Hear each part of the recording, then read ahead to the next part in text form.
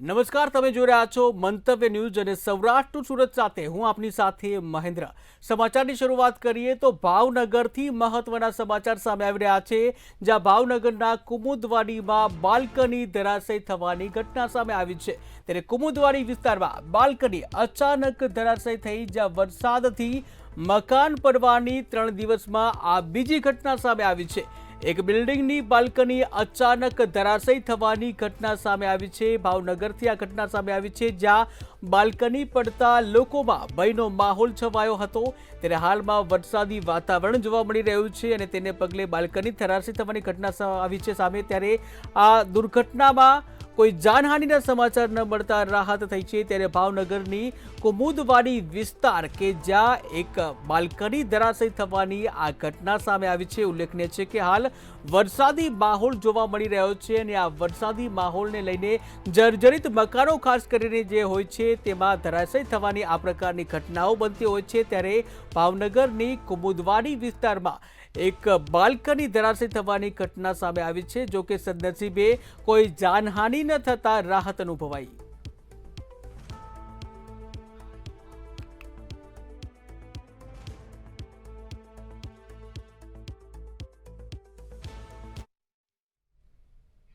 કમોસમી વરસાદની આગાહીને લઈને મહુવા માર્કેટિંગ યાર્ડમાં ખેડૂતોને મહત્વની સૂચના આપવામાં આવી છે। ત્યારે કમોસમી વરસાદની આગાહીના દિવસ દરમિયાન પાક વેચાણ માટે ન લાવવાની વિનંતી કરવામાં આવી છે। તેમજ પાક વેચાણ માટે આવતા ખેડૂતોએ પાકને પ્લાસ્ટિકથી ઢાંકી રાખવાની પણ વિનંતી કરવામાં આવી છે। તેમજ ગ્રાઉન્ડમાં માલ ન રાખવાની પણ સૂચના આપવામાં આવી છે।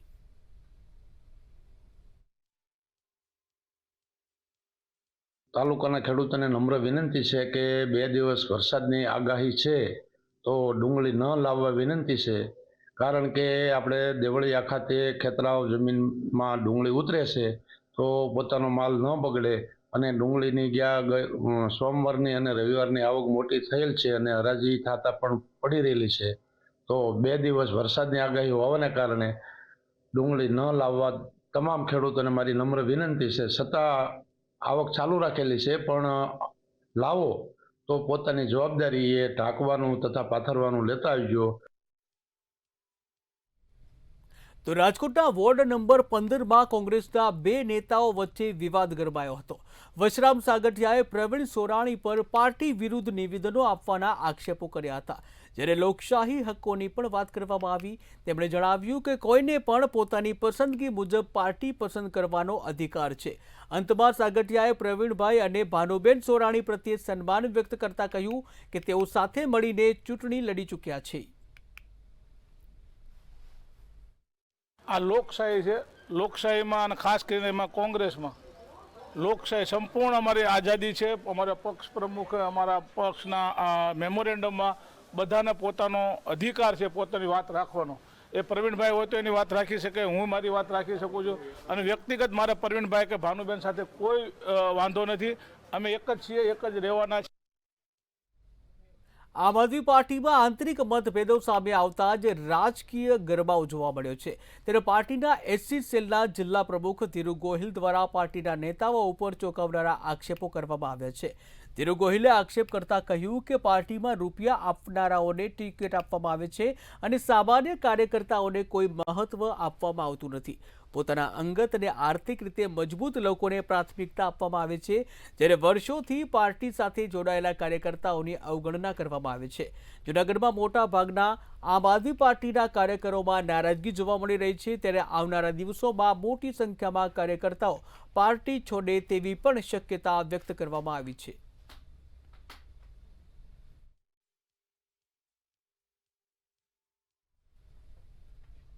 સુરતમાં ચૂંટણી પૂર્વે સચિન પોલીસ દ્વારા મોટી કાર્યવાહી કરવામાં આવી છે। લિસ્ટેડ બુટલેગર કરણ સરગરાની પાસા હેઠળ અટકાયત કરવામાં આવી છે, જે આરોપીને અમદાવાદની મધ્યસ્થ જેલમાં મોકલવામાં આવ્યો છે। આ કડક પગલાંથી અસામાજિક તત્વોમાં ફફડાટ વ્યાપી જવા પામ્યો છે।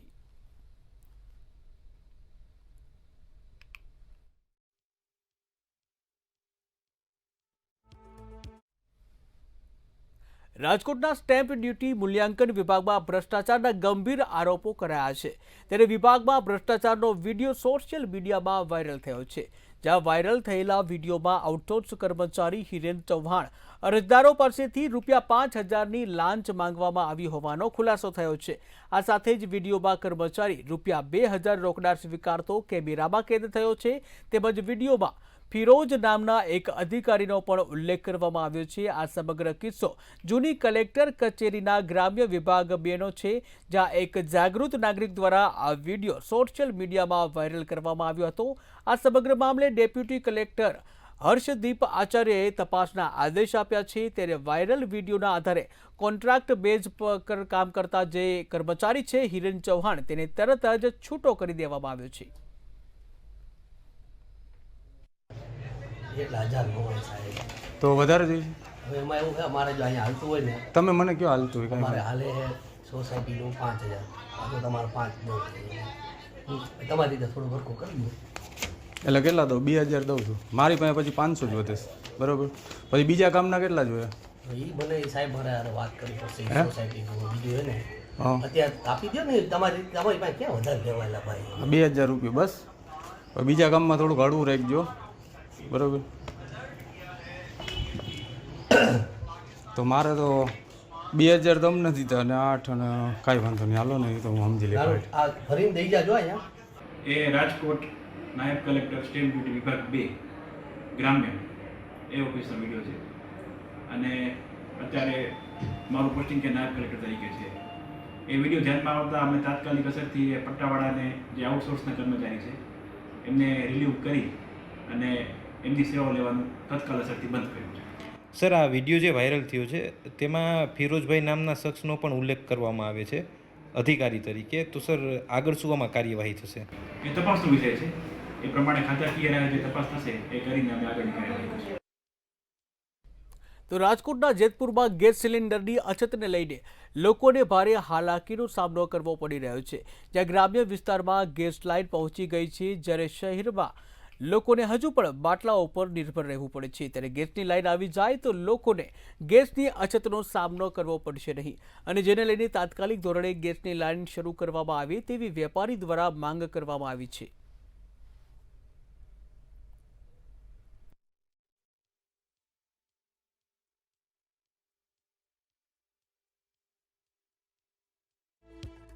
કે ગેસની લાઈન હોવી જરૂરી છે, કારણ કે અત્યારે ગેસનો બાટલાનો પ્રોબ્લેમ છે ને, એના માટે ગેસ લાઈન બહુ સારી છે, 100% સારી છે. આ હોવી જરૂરી, ગામડે ગામડે હોવી જરૂરી છે આ વસ્તુ. પણ જેતપુર સિટી વિસ્તારની અંદર ગેસ શા માટે આપવામાં આવતો નથી તે એક પ્રશ્ન છે.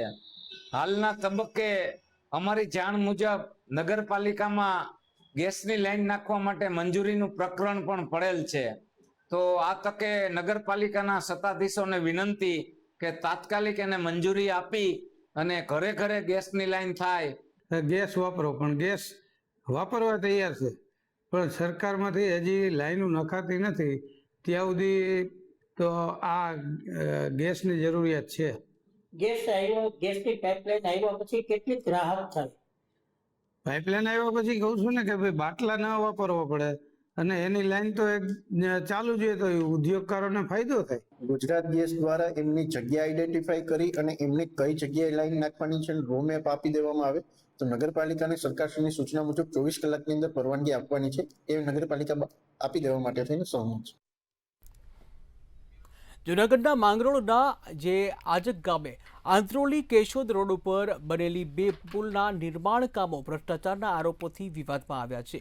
ગ્રામ લોકો આક્ષેપ કરી રહ્યા છે કે કામમાં નબળી ગુણવત્તાના મટીરીયલનો ઉપયોગ થઈ રહ્યો છે, અને જેને કારણે પુલની મજબૂતી ઉપર ગંભીર પ્રશ્નો ઊભા થયા છે. તેઓએ ઉચ્ચ અધિકારીઓને ઊંચા સ્તરે ફરિયાદ પાઠવી હતી, જો કે નિષ્પક્ષ અને ઊંડાણપૂર્વક તપાસ હજી સુધી કરવામાં નથી આવી, જેથી ભવિષ્યમાં અકસ્માતો થવાની પણ શક્યતા રહેલી છે.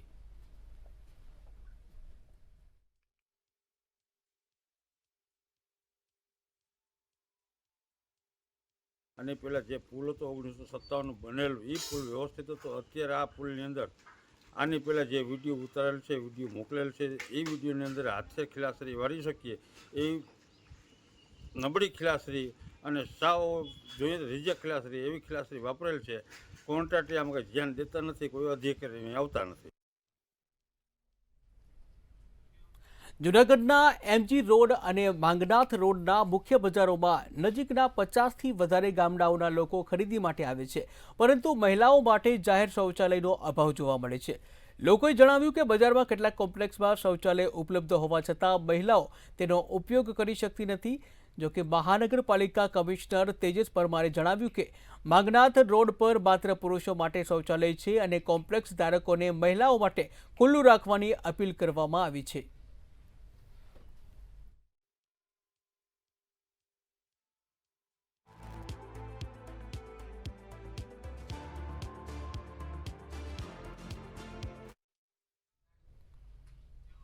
જૂનાગઢ જિલ્લાના માંગરોળ તાલુકાના આજક ગામે નવા બનેલા દવાખાનાના બાંધકામના ગરબડનો મામલો સામે આવ્યો છે. હજુ દવાખાનું શરૂ થાય તે પહેલા જ બિલ્ડિંગમાં તિરાડો પડતા ગ્રામ લોકોમાં ભારે રોષ જોવા મળી રહ્યો છે. આ સાથે જ નબળી ગુણવત્તાવાળા બાંધકામના આક્ષેપો સાથે ગ્રામ લોકોએ તપાસની માંગણી કરી છે, તેમજ જવાબદાર સામે કાર્યવાહી કરવાની પણ ઉગ્ર માંગ કરી છે. રહ્યો છું કે અમારા ગામની અંદર સરકારી દવાખાનું બનેલ છે અને ટૂંક જ સમયની અંદર બનેલ છે, અને અત્યારે તમે દવાખાનાની હાલત આવીને જોવ તો અત્યારે દવાખાનું પૂરી તરહ ખંડેર થઈ ગયું છે અને દિવાલો તૂટવા ફટવા માંડી છે. જે કોઈ કોન્ટ્રાક્ટર હતું એની લોટ પાણી અને રાખ જ વાપરેલી છે. એટલે અમારી વિનંતી છે કે ઉપરના અધિકારીઓ આવી અને આની તપાસ કરે. જૂનાગઢ જિલ્લાના માળિયા હાટીના તાલુકાના ધરમપુર ગામે પાણીની લાઇનના મુદ્દે જૂથ અથડામણ સર્જાયો હતો, જ્યાં મોડી રાત્રે થયેલા ધીંગાણામાં કુલ 7 લોકો ગંભીર રીતે ઘાયલ થયા હતા, જેમને માથાના ભાગે ઈજાઓ પહોંચી હતી. તમામ ઘાયલોને પ્રાથમિક સારવાર આપ્યા બાદ જૂનાગઢ સિવિલ હોસ્પિટલમાં ખસેડવામાં આવ્યા હતા. આજ રોજ રાત્રે 10:30 વાગ્યાની આસપાસ ધરમપુર ગામેથી 6 જણા અને કાતરાસા ગામેથી 1 જણા મારામારીમાં આવેલ હતા. બધાની ઈજાઓ તપાસતા મોટાભાગના દર્દીઓને માથાના ભાગે ઈજા જોવા મળી હતી. બધાને સારવાર આપીને વધુ સારવાર માટે જૂનાગઢ સિવિલ હોસ્પિટલ રિફર કરેલ છે.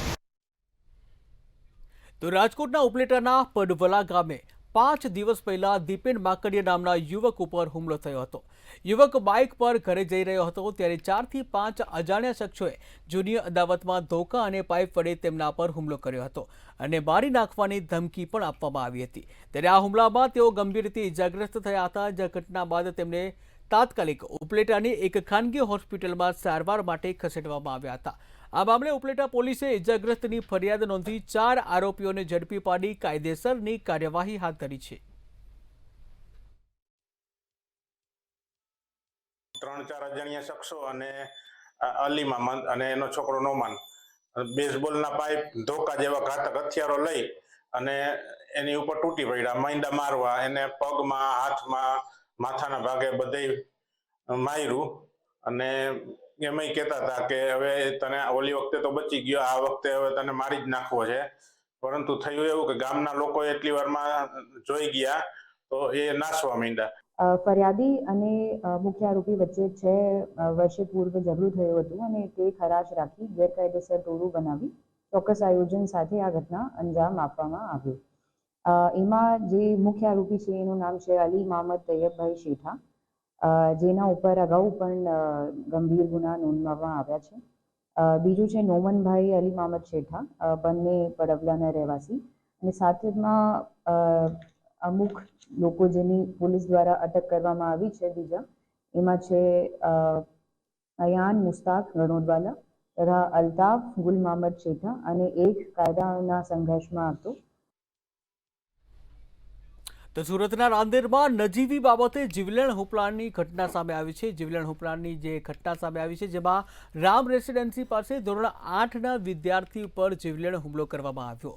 2 ભાઈઓ પર મોપેડની ટક્કર બાબતે થયેલી બોલાચાલી બાદ આ હુમલો કરવામાં આવ્યો, જ્યાં 15 વર્ષીય સમર્થ અને તેના ભાઈ યશ ઉપર હુમલો કરવામાં આવતા તેમને ઈજાઓ પહોંચી હતી. ત્યારે ઈજાગ્રસ્તોને ગંભીર હાલતમાં સારવાર અર્થે હોસ્પિટલ ખસેડવામાં આવ્યા. આ સમગ્ર હુમલાની ઘટના સીસીટીવી કેમેરામાં કેદ થઈ છે. ત્યારે પોલીસે હુમલાખોરોની ધરપકડ કરી તપાસ તેજ કરી છે.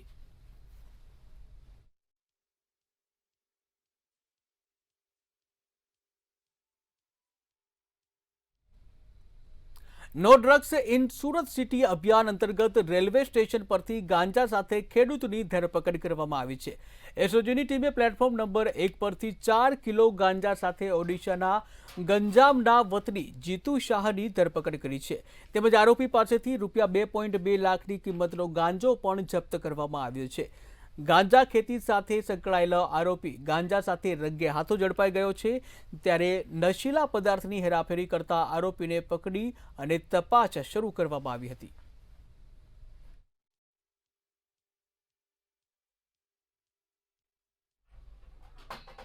રાજકોટના વેપારી સાથે બિહારમાં 25 કરોડના રૂપિયાના સોનાની જે લૂંટ થઈ હતી, ત્યારે જાણીતી કેવી એન્ડ સન્સ પેઢીના કર્મચારી ડિલિવરી આપવા બિહાર પહોંચ્યા ત્યારે ફિલ્મી ઢબે તેમને લૂંટી લેવામાં આવ્યા હતા. કસ્ટમ ઓફિસરની ઓળખ આપી સોનાની લૂંટ કરી શખ્સો ફરાર થઈ ગયા હતા. ત્યારે સમગ્ર મામલે બિહાર પોલીસ દ્વારા તપાસ હાથ ધરવામાં આવી છે, જ્યાં પોલીસને લૂંટારુઓ દ્વારા લૂંટમાં વપરાયેલી કાર મળી આવી છે. જ્યાં રાજકોટના વેપારી સાથે બિહારમાં લૂંટનો આ મામલો સામે આવ્યો છે.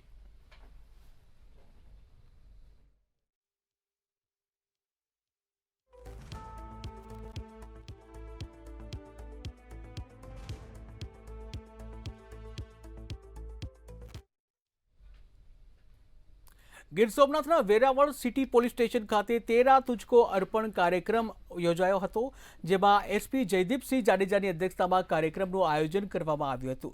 આ અભિયાન અંતર્ગત ગુમ થયેલા દાગીના, રોકડ, વાહનો અને કિંમતી દસ્તાવેજો સહિત કુલ 36 લાખથી વધુનો મુદ્દામાલ મૂળ માલિકોને પરત આપવામાં આવ્યો હતો.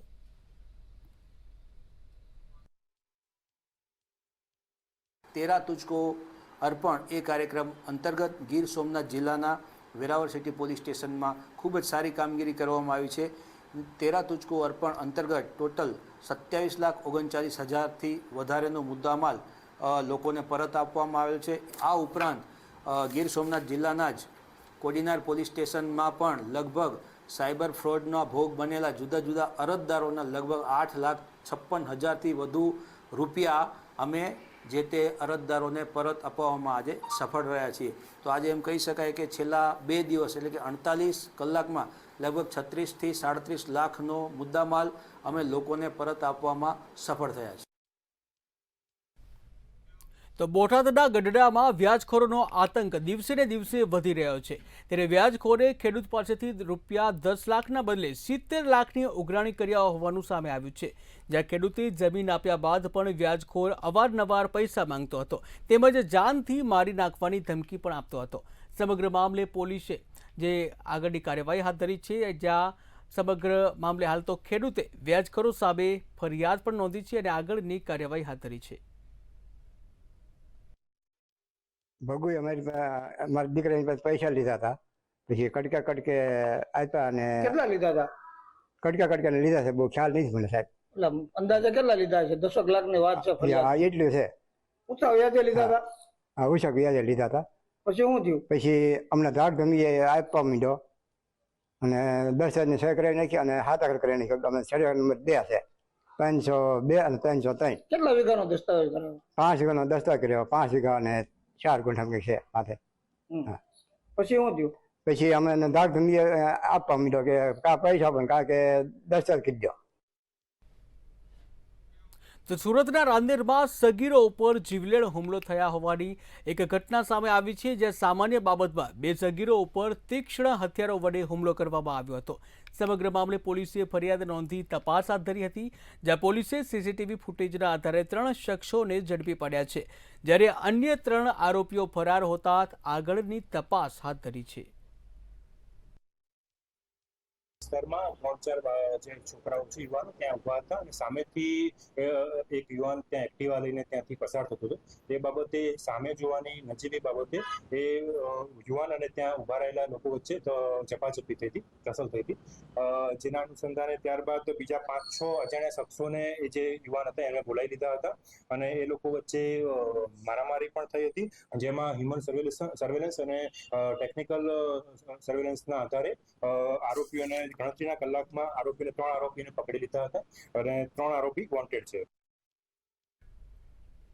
ગીર સોમનાથના વેરાવળમાં મોટી વસ્તી ધરાવતા ભાલપરા ગ્રામ પંચાયતના લોકોને સુવિધા આપવામાં આગળ છે, ત્યારે ભાલકા અને ભાલપરાની તમામ સોસાયટીઓ, શેરીઓ, મુખ્ય બજારો સહિતના સ્થળોએ 150થી વધુ સીસીટીવી કેમેરાઓ લગાવવામાં આવતા ગામ સુરક્ષિત બન્યું છે. આ તમામ કેમેરાઓનું મોનિટરિંગ ભાલપરા ગ્રામ પંચાયતની કચેરીથી કરવામાં આવે છે, જ્યાં કચેરીમાં એક કંટ્રોલ રૂમ પણ ઊભો કરવામાં આવ્યો છે અને ત્યાંથી સમગ્ર ગ્રામ પંચાયત ઉપર નજર રાખવામાં આવી રહી છે, જેનાથી આ વિસ્તારમાં ચોરી, આવારા તત્વોની હેરાનગતિ, અકસ્માતો તેમજ ઘણી બધી ગેરપ્રવૃત્તિઓ પર લગામ લાગી છે અને આવનારા દિવસોમાં વધુ સીસીટીવી કેમેરા લગાવવામાં આવશે. મેન વિસ્તારમાં 150થી વધારે કેમેરા લગાડી અને અમે ગામને સીસીટીવી કેમેરાથી ભાલપરા, જૂનું ભાલપરા હોય, નવા પ્લોટ ભાલપરા હોય, આવતા દિવસોમાં દરેક ગલીની અંદર સીસીટીવી કેમેરા લગાડવાના છે અને લગાડશું. અને એ કેમેરાના માધ્યમથી આખું મોનિટરિંગ ભાલપરા ગ્રામ પંચાયત કરે છે અને ભાલપરા ગ્રામ પંચાયતની અંદર એક આખો સીસીટીવી કંટ્રોલ રૂમ ઊભો કરવામાં આવ્યો છે ને એ કંટ્રોલ રૂમના માધ્યમથી સતત ભાલપરા ગામની અંદર ભાલકા વિસ્તાર, જુદા જુદા વિસ્તારોમાં ભાલપરા ગ્રામ પંચાયત દ્વારા સીસીટીવીનું મોનિટરિંગ થાય છે. રાજકોટમાં સૌરાષ્ટ્ર યુનિવર્સિટી કેમ્પસમાં સ્માર્ટ સિટી બસ અકસ્માતની ઘટના બની હતી, જેમાં એક વિદ્યાર્થીની ગંભીર રીતે ઘાયલ થઈ હતી. ત્યારે પ્રતિબંધિત રસ્તે દોડતી બસના ટાયર તેના પગ પર ફરી વળતા લોહીલુહાણ થઈ હતી, જ્યાં વિદ્યાર્થીઓ અને વાલીઓમાં ભારે રોષ ફાટી નીકળ્યો હતો અને આરએમસી તથા યુનિવર્સિટી તંત્ર સામે કડક કાર્યવાહીની માંગ કરવામાં આવી છે.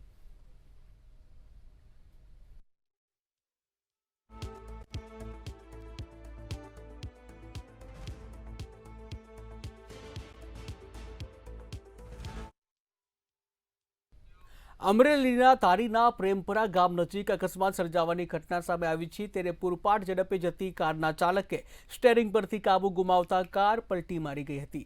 ત્યારે અકસ્માતની આ ઘટનામાં ગંભીર રીતે ઇજાગ્રસ્ત થયેલા કાર ચાલકનું સારવાર દરમિયાન મોત નીપજ્યું હતું, જ્યારે અન્ય 2 યુવાનોનો આબાદ બચાવ થયો છે. ત્યારે સમગ્ર અકસ્માતની ઘટના સીસીટીવી કેમેરામાં કેદ થઈ હતી.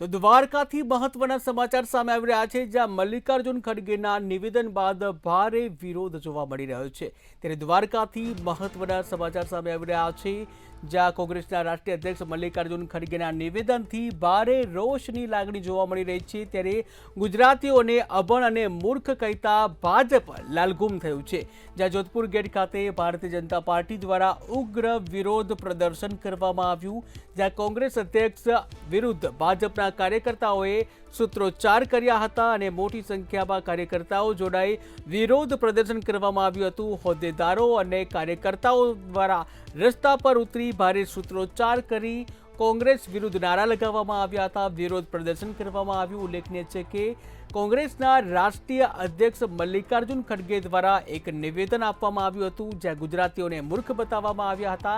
ત્યારે આ નિવેદનથી ભારતીય જનતા પાર્ટી દ્વારા ઠેક ઠેકાણે વિરોધ પ્રદર્શનનું આયોજન કરાયું છે.